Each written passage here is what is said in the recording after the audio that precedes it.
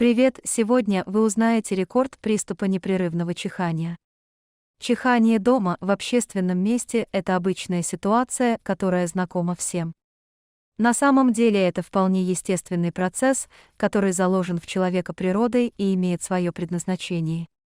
Чихая, человек защищает свои легкие от пыли, грязи и других чужеродных предметов, которые попадают внутрь организма вместе с потоком воздуха через нос.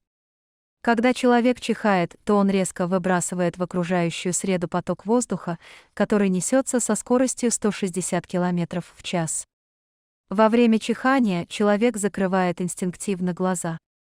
Данный рефлекс присущ всем млекопитающим, и только человек может его контролировать и иногда даже подавлять. Чихание – это атрибут любого простудного заболевания, аллергиков, а также простого здорового человека. Отличие заключается в том, что последние, при условии отсутствия многократных приступов, чихают намного реже остальных.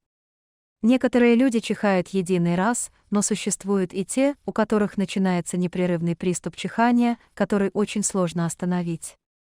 Первой рекордсменкой в этом деле считается Триша Рэй, родом из местечка Саттон-Колдфилд, находящегося в Бирмингеме. Девочке было на момент установления рекорда 12 лет. Родители заметили, что девочка уже беспрерывно чихает несколько дней, которые затянулись на целых 153 дня. Бедняжка чихала ежедневно через каждые 15 секунд, и для нее это было нереальной пыткой. После выявилась еще одна девочка по имени Джун Кларк, которой было 17 лет на момент возникновения приступа. Девушка прочихала около 167 дней, а затем врач помог ей излечиться при помощи электрошоковой терапии.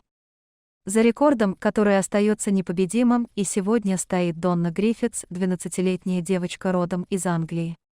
Девушка прочихала 978 дней, начиная с 13 января 1981 года и заканчивая по 16 сентября 1983 года. Если вам была полезна информация, можете поставить лайк и подписаться на канал. До скорых встреч!